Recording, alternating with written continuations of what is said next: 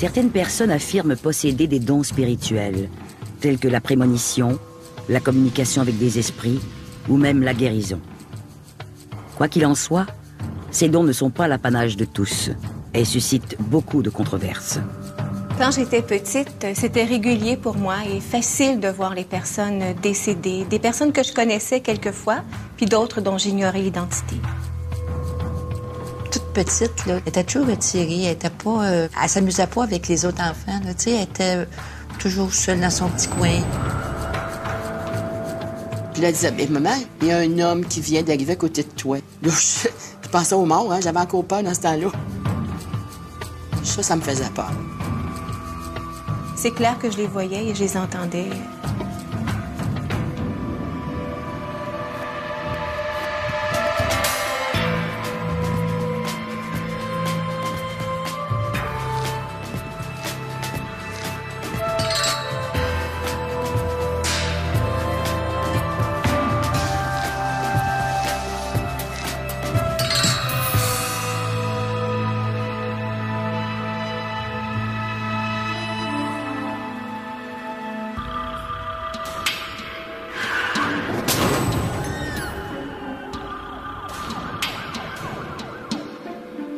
Joanne Lazur vit depuis sa plus tendre enfance avec une sensibilité extrasensorielle qui lui permet entre autres de pressentir la mort des gens, notamment la mort de gens qui lui sont proches, et ceci sans qu'elle ne puisse y changer quelque chose. Quand j'étais petite, c'était régulier dans ma vie de voir des personnes décédées. Des personnes que je connaissais ou des personnes que j'ignorais, mais c'est clair que je les voyais et je les entendais.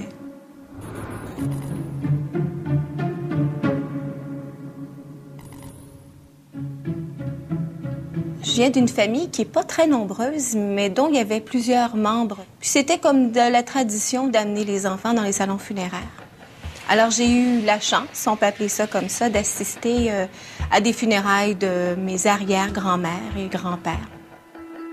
Ce qui est intéressant, c'est que non seulement je les voyais, j'ai accompagné, mais c'est parce que ce qui arrivait souvent quand j'arrivais dans les salons funéraires, c'est qu'ils n'étaient pas seuls à être morts. Évidemment, ces personnes décédées-là voyaient que je les voyais. Donc, s'approchaient de moi, voulaient établir contact. Finalement, on me sautait littéralement dessus et j'avais vraiment peur. Donc, j'étais prise de panique et c'est arrivé effectivement à plusieurs reprises que je perds tout simplement connaissance, tout simplement moi-même pris en panique par ce genre d'émotion.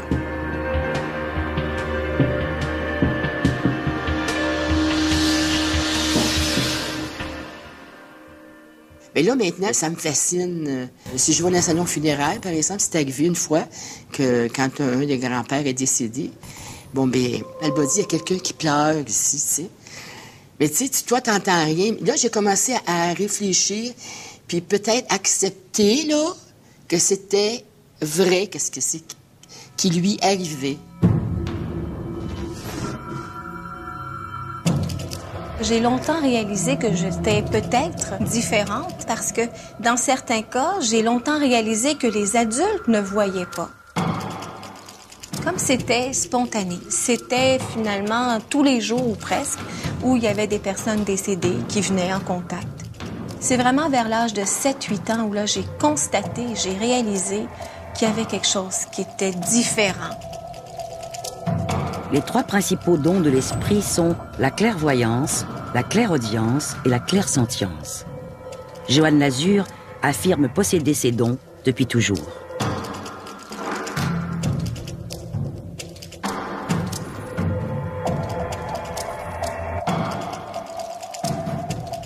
En fait, on a tous, tout être humain a la capacité de voyance. On a un instinct qu'on pourrait qualifier d'animal pour recevoir de l'information des autres. Quand on parle de clairvoyance, on parle de quelqu'un qui est capable d'aller chercher une information en dehors des sens communs, en dehors des sens traditionnels, qui va chercher une information sans trop qu'on sache d'où elle provient et comment elle est perçue. par exemple, entendre quelque chose. Donc, il y a des gens qui disent entendre, et à ce moment-là, on parle de clairaudience. Lorsqu'une personne dit qu'elle peut voir des choses, à ce moment-là, on parle de clairvoyance. Lorsqu'une personne dit, par exemple, voir des personnes décédées, à ce moment-là, on parle de médiumnité.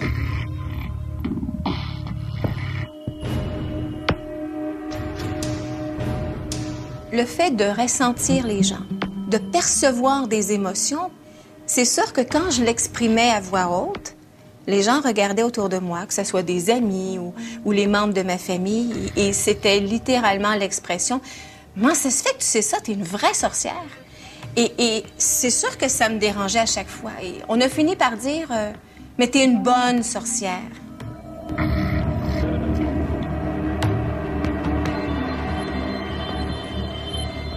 J'ai longtemps et rapidement appris que c'était mieux de ne pas en parler. Et même à la demande de maman, à un moment donné, où elle m'a demandé, vers l'âge d'environ 10 ans, « Arrête de me parler de ce que tu vois, ça me fait peur. » Joanne, elle était très solitaire, mais elle s'amusait beaucoup. Elle passait des heures dans sa chambre et puis à jouer. J'avais l'impression qu'elle s'ennuyait jamais. Il va toujours, il aurait dû avoir toujours une présence. On trouvait qu'elle était différente, mais quand même, tu sais, elle vivait dans son petit monde à elle. Tu sais, elle avait son copain, elle avait toutes ses petites affaires. Là, tu sais, c'était imaginaire. Là, tu sais, c'est ce qu'elle avait. Mais c'était, on l'acceptait. Moi, en tout cas, je l'ai toujours accepté. Quand j'étais jeune, mes parents, les deux, travaillaient à l'extérieur. Donc, ça prenait quelqu'un pour me garder, tout simplement. Et ça a été ma tante Yvonne, qui a été très, très présente. Et on était seuls toutes les deux à la maison. Et souvent, elle cousait, elle avait des personnes qui venaient chez elle. Donc, j'étais seule dans mes jeux. Et ce que je faisais, c'est que je me ramenais dans le hangar, en arrière de la maison. Et c'est régulier de voir des personnes qui sont décédées. Et il y a des gens qui vont s'approcher, puis qui vont saluer ou qui vont demander une information.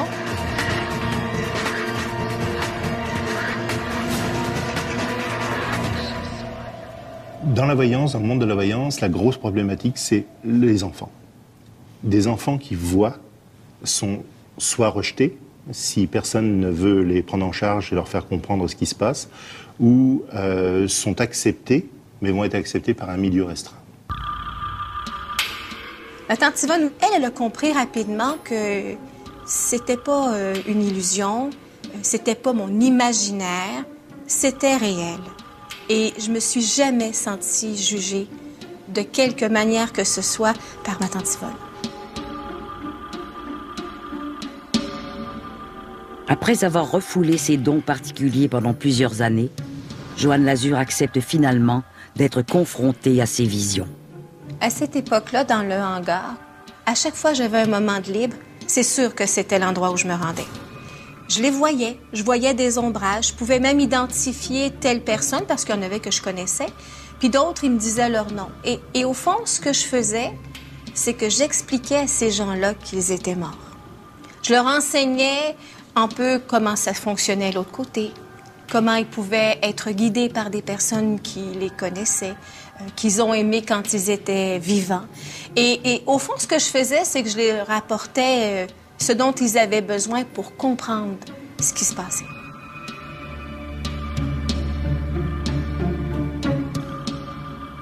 La majorité des gens qui sont décédés ignorent qu'ils sont décédés. Plusieurs savent même pas, ils continuent tout simplement à vivre dans leur réalité. D'autres vont être choqués. D'autres vont vivre une émotion très forte et vont même pleurer, faire des crises parce que c'est pas juste ce qui leur arrive, en quelque sorte. Et donc, c'est naturel de voir toutes sortes de réactions, autant des humains vivants. Les gens sont pas différents une fois qu'ils sont décédés que lorsqu'ils sont vivants. Si on regarde un peu les recherches qui ont pu être faites sur la question des dons, on s'aperçoit que on peut distinguer différentes formes de dons. Par exemple, des gens qui vont avoir simplement un flash, une information qui va venir sous la forme d'un flash. D'autres personnes, ce sera plus un sentiment qui vont les habiter et qu'elles vont traduire donc par une information.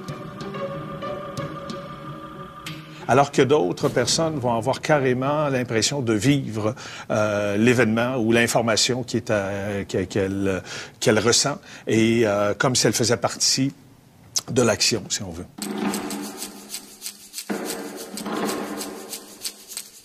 Quand elle était jeune, on ne disait pas qu'est-ce qu'elle voyait. Si je retourne en arrière, probablement qu'elle pouvait identifier les gens. Mais moi, je suis une personne que, surtout quand j'étais beaucoup plus jeune, j'ai toujours eu peur des morts. Fait que ça, c'est un sujet que j'ai évité. Je n'aurais pas posé la question non plus. C'est sûr que je comprends maintenant avec du recul la réaction de maman. Au fond, elle avait tout simplement peur parce que ça a été transmis. Grand-maman avait peur des morts. Maman a appris à avoir peur des morts. C'était pas normal qu'on les voit, qu'on les entende. Ils sont morts, on les laisse là, ça s'arrête là. À 20 ans, lors d'une séance de méditation avec une amie, Joanne Lazur vit une expérience déterminante qui donnera une puissante impulsion au don qu'elle laissait sommeiller en elle. Au moment de la méditation, quand j'ai entendu, écouter les couleurs des chakras, l'énergie qui circule, évidemment, ça m'a apporté un élément de détente. J'étais bien, j'étais très bien. Et à un moment donné, tout d'un coup et soudainement, je suis sortie de mon corps.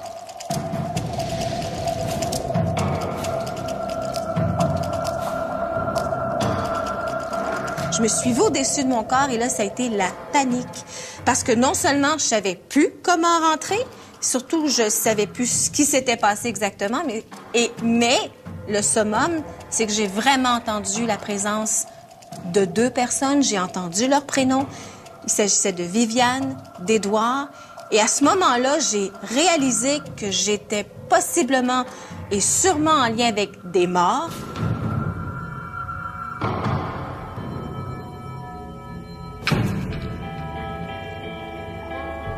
J'étais vraiment en panique. Donc, la méditation a été vraiment un déclencheur parce qu'au fond, en un moment, je me suis rappelé ce que j'avais voulu tout simplement oublier tout le temps de l'adolescence. À l'enfance, ça allait, j'ai eu des problèmes, ça m'a fait peur, j'ai voulu bloquer. L'adolescence avait répondu à ça puisque pendant qu'on est dans un changement hormonal, émotivement, le corps respecte ça et on peut tout simplement faire taire. Mais soudainement, je me suis rappelé de tout ce que j'avais voulu oublier. Et ça a été vraiment et définitivement un déclencheur, oui. Suite à cette expérience, les dons de Joanne Lazur prennent une importance particulière dans sa vie. Du jour au lendemain, la médium se découvre de nouveaux pouvoirs plus étonnants encore que ceux qu'elle affirme posséder déjà.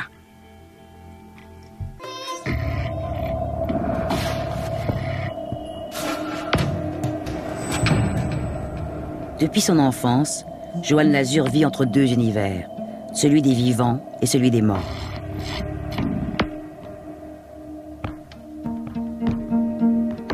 À 20 ans, après avoir décidé de mettre ses dons de côté, la jeune femme vit une expérience qui change le cours de sa vie.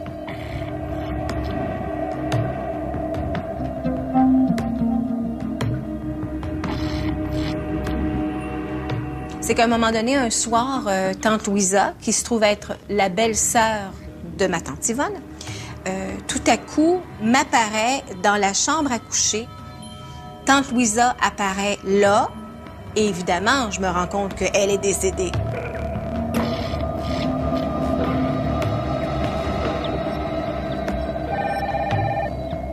Au même moment, le téléphone sonne, donc j'ai pas eu le temps de lui parler. Le téléphone sonne et c'est sa belle-fille qui m'appelle pour me dire « Écoute, voici, je suis une telle. J'ai ouvert le bottin téléphonique, l'annuaire que ma tante Louisa avait. C'est ton nom qui a émergé, c'est le premier nom que j'ai vu. Je t'appelle pour te dire que ma tante Louisa est décédée. Elle a été frappée par un autobus et elle est morte presque même sur le coup. » J'ai pris le temps d'appeler ma mère pour lui informer de la nouvelle. Et ce qui est arrivé, c'est que ma tante Louisa est restée pendant 3 jours dans la maison, dans mon énergie, parce qu'elle savait pas ce qui se passait. Elle avait peur. Elle savait pas où aller. Elle était encore sur le choc d'avoir été frappée par l'autobus et surtout, elle continuait à avoir mal à la tête parce qu'elle avait été vraiment percutée. En fait, elle avait été frappée, elle est tombée sur la tête et elle comprenait pas que même si elle était décédée, elle continuait à avoir mal à la tête. C'est sûr qu'en revoyant ma tante Louisa décédée devant moi, qui me demandait de l'aide, c'est là que je me suis rappelé qu'au fond, c'était pas si épeurant que ça. Que je sentais qu'il y avait quelque chose à faire, que non seulement ces gens-là avaient besoin d'être guidés parce qu'ils savent pas ce qui se passe, puis ils savent pas toujours quoi suivre en quelque part, mais c'est surtout que j'ai senti que c'était ça ma voie. C'est ça que j'avais à faire et que toutes les peurs qui étaient associées à ça devaient tout simplement s'estomper. C'était ça que j'étais venue faire.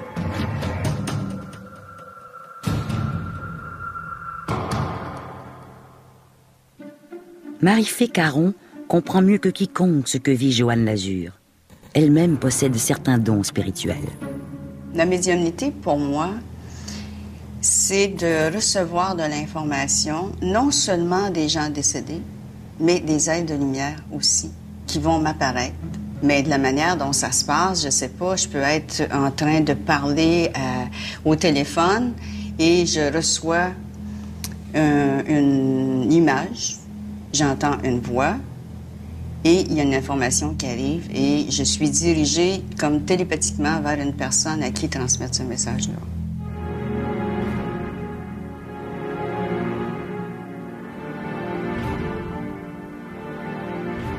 Les gens décédés utilisent des médiums pour transmettre leur message parce que il y a beaucoup de gens qui ne sont pas ouverts à la réception de messages. Premièrement, quand les gens décèdent, les personnes qui restent croient fondamentalement que la personne est morte. Donc, il n'y a plus d'énergie et qu'elles sont coupées les unes des autres. Ce n'est pas le cas quand la personne décède, elle quitte son corps et c'est tout simplement, et elle continue à vivre d'une autre façon. En janvier 1996, Joanne Lazur est troublée par une vision. C'est une première pour la médium qui développera par la suite de nouvelles capacités qui changeront complètement sa vie. Un samedi soir, mes parents étaient à la maison, puis maman me demande comme ça de sortir les cartes de tarot et je l'étale sur la table. Puis au moment où maman choisit des cartes, il y a une image très claire qui est arrivée. Et je lui dis comme ça, il y a une vieille dame qui s'apprête à mourir.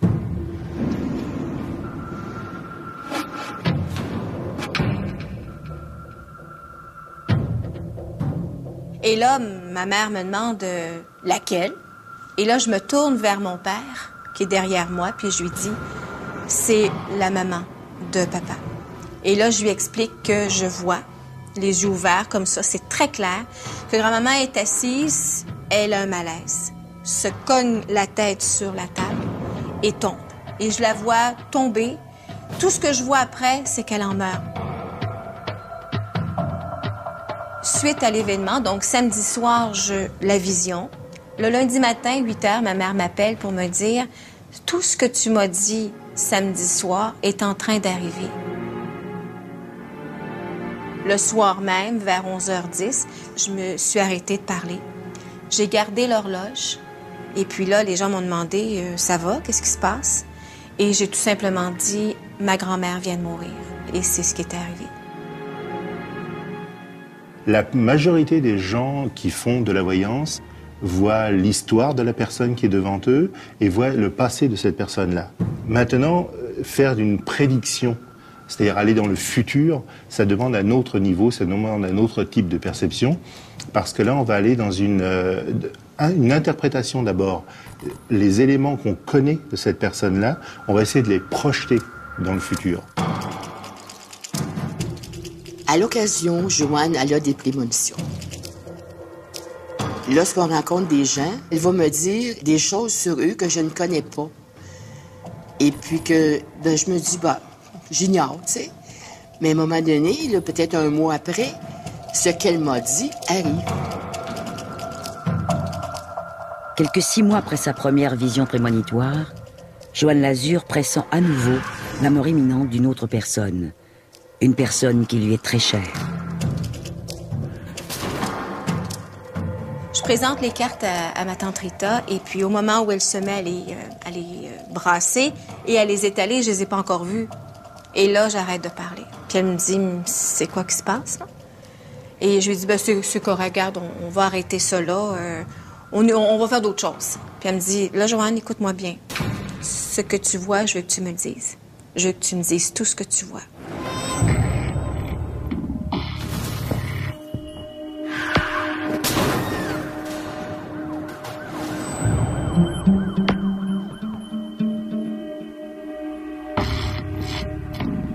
Tout ce que je lui dis, c'est, je vois juste du sang.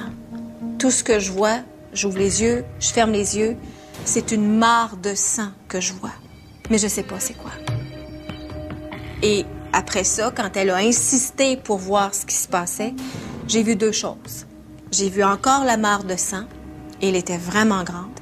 Puis à côté, je voyais une roue de vélo qui tournait dans le vide.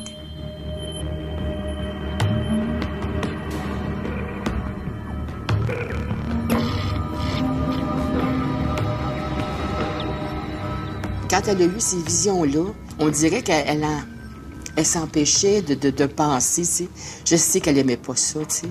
Parce qu'elle sentait que c'était quelqu'un de proche. Bien, elle était mal à l'aise de me dire ce qu'elle voyait, parce qu'elle voyait du sang, puis une roue. Puis, tu sais, elle savait que moi, que mon mari faisait du bicycle, puis tout ça, tu sais, c'était elle la voyait comme un accident, tu sais, la roue puis le sang. Pressentir la mort d'une personne n'est certainement pas une tâche facile. Surtout lorsque cette personne est très proche. Joanne Lazur doit vivre avec cette terrible révélation sans être certaine que celle-ci ne se réalise vraiment.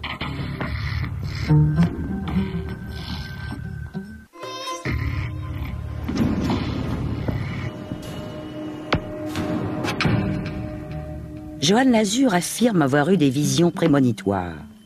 Elle pressent la mort de sa grand-mère paternelle, et voilà maintenant qu'elle pressent la mort d'une autre personne qui lui est très proche.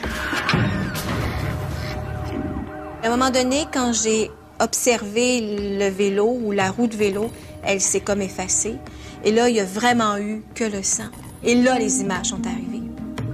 C'était foudroyant, ça arrivait soudainement et qu'en fait, je pouvais absolument pas dire à ma marraine que sa fille unique à 33 ans allait mourir dans quelque temps. Dans la vision, c'était clair que c'était Sylvie qui allait quitter. Et pourquoi, je ne sais pas. C'était comme inscrit dans un plan, on n'y pouvait rien, on pouvait accepter. Et j'ai compris avec le temps que j'avais été préparée physiquement, émotionnellement à ce départ-là. On n'aurait jamais pensé que c'était Sylvie qui aurait été victime d'un accident comme ça, tu sais. Tragique. Moi, ma fille, c'était toute l'heure au monde, tu sais, c'était... je n'avais juste une, premièrement, puis je vivais juste pour elle, tu sais. On n'était pas juste des cousines, on était des sœurs. La sœur qu'on n'avait pas eue, on la retrouvait chez l'une et chez l'autre. On se parlait tous les jours. On avait vécu des moments difficiles, chacune de notre côté, et on était l'épaule de l'une et de l'autre. On était très, très proches l'une de l'autre.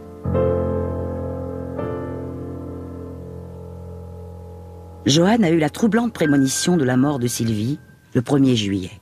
Le 16 juillet, sa cousine décédait dans des circonstances dramatiques.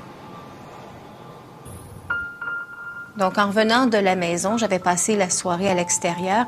En arrivant à la maison, vers minuit moins 10, j'étais pas bien. Mais j'étais pas capable de définir c'était quoi l'émotion ou le malaise. Et au moment où je suis arrivée dans mon lit, la sensation est encore plus forte. J'étais pas capable de définir ce que c'était. Et je me suis endormie autour de minuit 10. Je me rappelle pas des détails, mais ce que je sais, c'est que ça a été prouvé que Sylvie était décédée à minuit 10, le 16 juillet. Alors, lorsqu'on regarde un peu la façon dont se manifeste la précognition ou la prémonition, il y a différentes façons. La façon la plus commune qui nous est rapportée, ce sont les rêves. Et on a plusieurs exemples de personnes qui ont eu des rêves persistants et qui étaient vraiment lourds à porter et qui fait que ça les a marqués et qui, par la suite, ont réalisé que l'événement s'est réalisé. C'est vraiment avec le départ de Sylvie que j'ai constaté que ce que je voyais, ce que j'entendais, ce que je savais, sans aucune autre preuve, c'était vrai. Et je me suis dit, si c'est vrai que j'ai vraiment ces dons-là, je les accepte et je me donne le droit de les utiliser et de faire du bien.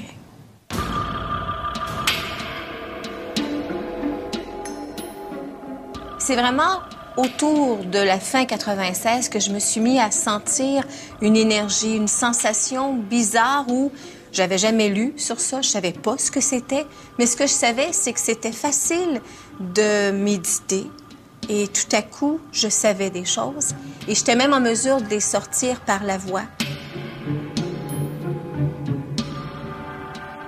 Au fond, c'est le phénomène de canalisation qui a commencé définitivement à la fin de 96. Souvent, la grande question qu'on se pose quand on parle de voyance, c'est est-ce un don? Est-ce que ce don-là, il peut fonctionner à volonté? Au moment où on se parle, on n'a pas d'explication globale.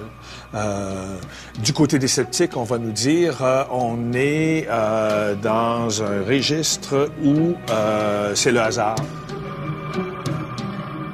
Mais on a toujours des résultats qui sont au-delà du hasard et qui, dans certaines circonstances, sont impressionnants sur, par exemple, la précision qu'on va obtenir, mais on n'est pas capable de les répéter, ce qui fait que, d'un point de vue scientifique, on ne peut pas isoler de facteurs qui nous permettent de comprendre, sinon des facteurs humains. La voyance est un élément tout à fait normal de la vie, c'est-à-dire tout le monde est voyant à un niveau, naturellement extrêmement variable. Il y a des gens... Tout individu est capable de deviner. Quand n'importe quelle mère qui voit ses enfants faire quelque chose est capable de deviner ce qui s'en vient, jusqu'à un certain degré, bien entendu. C'est une interprétation inconsciente d'éléments que l'autre nous fournit. À partir de ces éléments-là, on peut déduire une réalité. Donc on fait de la voyance tous les jours. Maintenant, quelqu'un qui est véritablement voyant, naturellement, a accès à une information supplémentaire. Très bonne nouvelle autour de vous sur un changement de situation. Vous avez hésité, vous avez toujours un grand changement autour de vous. Recevoir des messages de l'au-delà, ce n'est pas un don. On est tous en mesure d'agir par télépathie. Tout le monde, à un moment donné, a expérimenté le téléphone sonne et on sait qui est au bout de la ligne. On a l'impression que quelqu'un va arriver, quelqu'un arrive. Donc, tout le monde a la capacité de percevoir certaines choses, mais ce n'est pas tout le monde qui a le don, qui est capable d'être médium ou clairvoyant. Tante Yvonne a toujours été pour Joanne Lazur comme une deuxième mère. À l'été 96, la dame est hospitalisée d'urgence. Joanne Lazur pressent la mort imminente de sa tante. Tante Yvonne était très malade, donc elle a été hospitalisée pendant l'été. Et plus ça allait, puis on sentait que son état se dégradait. Et à un moment donné, je suis arrêtée où est-ce qu'elle était hospitalisée. Et quand je suis rentrée dans la chambre, en télépathie, j'ai annoncé que j'arrivais. Et j'ai senti sa fébrilité. Elle cherchait ma main, elle cherchait à me toucher. Il n'y avait aucun son qui sortait de sa bouche. Elle était vraiment là, dans un état léthargique. Et c'est tout au niveau du langage de l'âme, donc télépathie, où on a pu communiquer ensemble. Et je lui ai dit, si tu veux, je vais t'aider. Parce que le corridor, qu'on appelle le corridor, c'est un cercle gris qui est assez grand et qu'on voit toujours devant la personne sur le point de décéder. Et c'est souvent l'endroit où la position où la personne qui est mourante ou en phase terminale va regarder ou va fixer. Donc, souvent, ce tunnel est devant la personne et il était très perceptif au moment où je suis allée visiter ma tante Yvonne.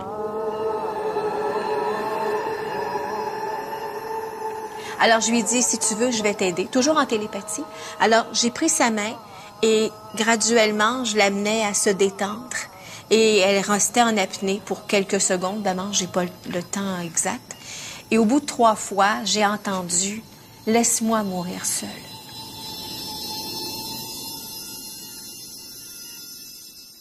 Et j'ai senti que c'était correct.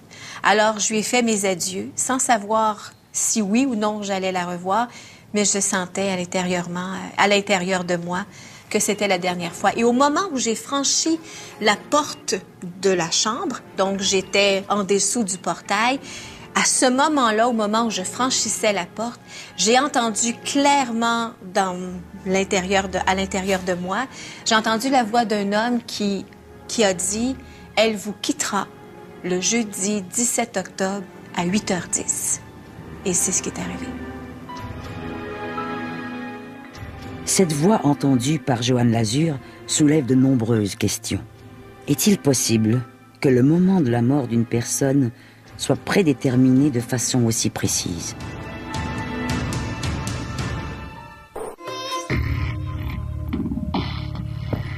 Joanne Lazur traverse des moments difficiles de sa vie. Elle doit faire le deuil de sa cousine Sylvie, qu'elle a aimée comme une sœur. Elle doit également faire face au décès de sa tante Yvonne, une mort pressentie, mais cette fois à la minute près.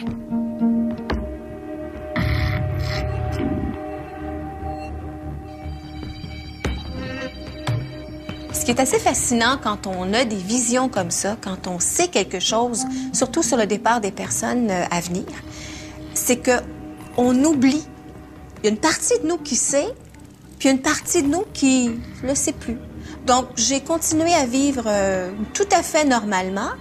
Et à un moment donné, la journée même donc du 17 octobre, et après l'heure du souper, le téléphone a sonné.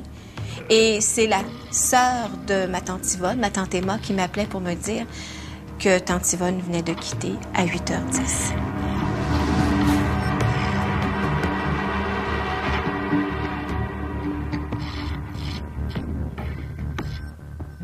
Le décès de tante Yvonne pousse Joanne à vouloir en savoir davantage sur l'origine de ses dons. Elle entreprend donc un voyage de ressourcement en Inde. J'ai senti qu'à l'intérieur de moi, mon âme criait. Tout le monde me disait « Va pas là, c'est la guerre, ça sent mauvais, c'est sale ». Pour moi, j'étais sûre et je le savais que si je refusais ce voyage-là, c'est sûr que j'allais me rendre malade. Je devais aller là. J'ai compris une fois là-bas en Inde la raison pour laquelle je devais aller là. Parce que dans la vie de tous les jours, comme j'avais commencé à réaccepter d'entendre et de percevoir, je me suis rendu compte que c'était habituel pour moi de voir, d'entendre, de percevoir. Mais une fois rendue là-bas en Inde, l'énergie féminine étant tellement présente, c'est propice au développement des dons naturels. Pour moi, c'est naturel de voir et d'entendre. Les dons étaient plus que décuplés. Je pouvais savoir que telle personne allait être habillée de telle manière, qu'elle allait dire telle chose et qu'elle allait arriver de telle façon. La carte du milieu donne le thème au jeu, c'est le battleur. Donc, c'est un nouveau départ. Par contre, il y a les cadeaux. C'est certain que ça peut être dérangeant, que certaines personnes se sentent tout à fait à part, comme moi, je me suis sentie à part. Mais ce que je me rends compte, au fond, c'est que ça devient naturel, tout simplement naturel. Puis longtemps, j'ai essayé de voir si c'était crédible. Donc, non seulement c'est une forme de crédibilité ou une reconnaissance à ce niveau-là, mais c'est surtout qu'au fond, quand on accepte le tout, tout devient naturel. Donc, si on se rappelle qu'on a 8, on a un 6, 8 et 6, nous avons... La voyance de façon très très large, puis depuis la nuit des temps, vient avec des accessoires. Le tarot, la boule de cristal, etc. Ce sont tout un tas d'éléments que l'on connaît, qui sont rattachés avec le phénomène de la voyance, mais en même temps c'est un peu folklorique.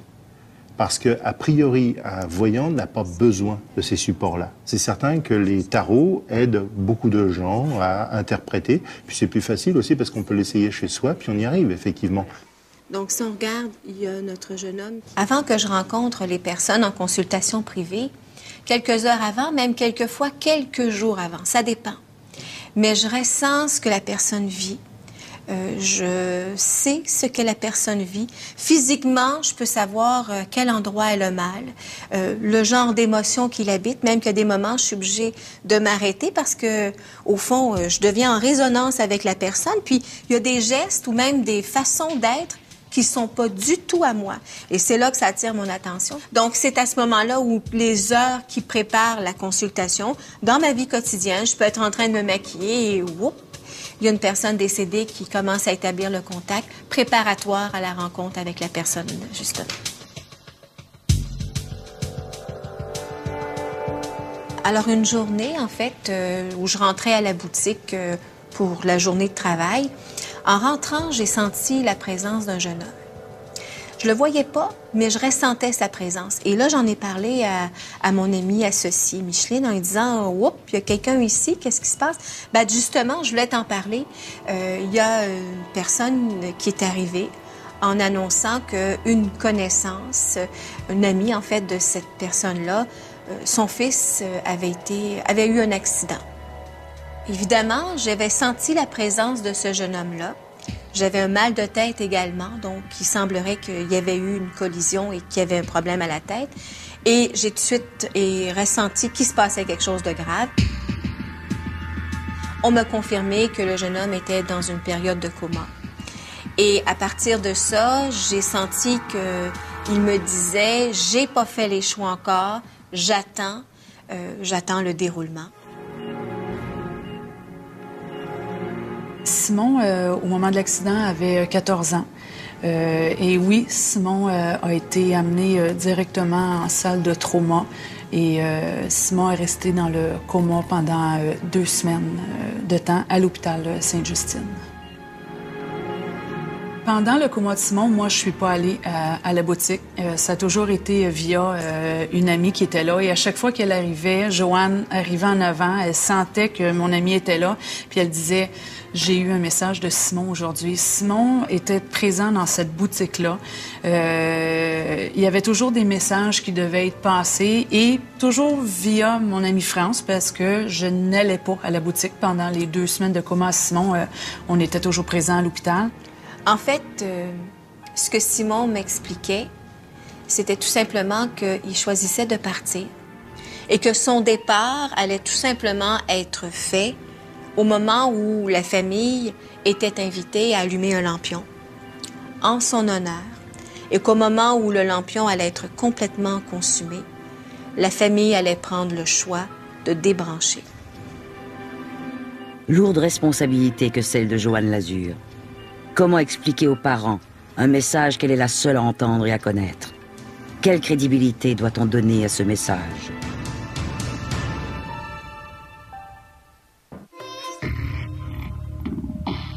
Suite au décès de sa tante Yvonne, Joanne Lazure décide d'accepter ses dons et de les intégrer pleinement dans sa vie au quotidien.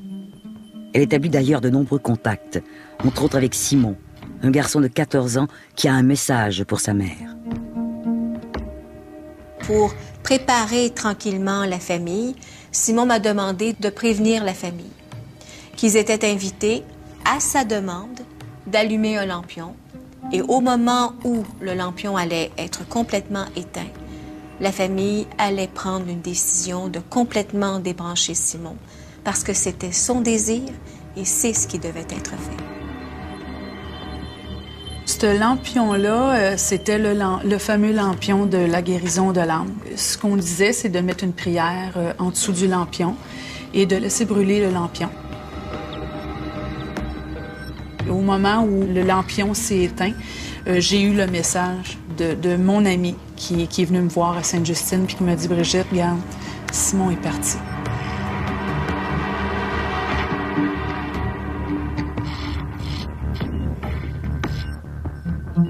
J'ai senti Simon serein face à son départ parce qu'il avait vécu, il était heureux, il avait une belle enfance. Et ce qu'il disait souvent, il me disait de dire à sa mère, c'est correct, tu as le droit de pleurer, mais c'est correct parce que mon départ peut vous apporter de la tristesse, mais moi je suis serein, j'ai eu une belle vie. C'était pour le mieux, c'est ce qu'on se dit.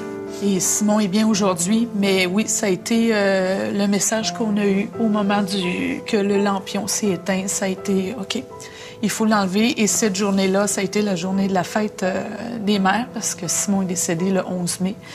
Et ça a été quelque chose de très, très, très difficile. Très difficile, oui. Une maman qui perd son enfant, c'est un drame. Et c'est là qu'elle me dit, je veux savoir pourquoi Simon est parti. C'est quoi que j'ai à comprendre? C'est quoi que j'ai à savoir de ça? La première chose qu'elle m'a dit, ça a été ça. Ne t'attends pas à ce que je te dise que Simon est à côté de toi et qu'il a la main sur ton épaule. Elle dit, Simon, il n'est pas là. Simon, il est parti. Il a son travail à faire. Il va revenir plus tard. Ne t'inquiète pas. Et c'est là que je lui ai dit, son départ va permettre à toute la famille de se regarder. Et puis peut-être à ce moment-là de faire des compréhensions, de faire des prises de conscience et de changer des choses pour tout simplement s'améliorer. Pendant ce qu'elle me parle, elle regarde toujours à droite. Puis elle me parle, puis elle regarde toujours à droite tout le temps. Puis à un moment donné, elle me dit, Brigitte, elle dit, Simon n'est pas là, mais il y a quelqu'un à côté de toi. Il y a quelqu'un à côté de toi. Puis là, elle me décrit un grand monsieur, les cheveux gris. Il y a une chose que je peux te dire, ce qu'il fait, c'est qu'il mange des paparmanes. Et ce monsieur-là, c'est le grand-père de Simon. Elle s'est mise à pleurer parce que c'est là qu'elle me dit, au moment où on a accepté de débrancher Simon, on a laissé aller en disant « Grand-papa, viens le chercher ». Et c'était celui qui mangeait les paparmanes. C'est sûr, j'avais mon fils à côté de moi avant, bien vivant. Maintenant, ben, il est là d'une autre façon. Je sais qu'il est avec moi. Puis c'est une ouverture, c'est des canaux, un canal qui s'ouvre vers une autre vie. Nous, on est ici sur Terre, mais il y a quelque chose en haut qui nous attend. Oui, c'est la seule consolation un petit peu que je peux avoir dans tout ça, c'est que quand je vais partir, mon fils, il va être là.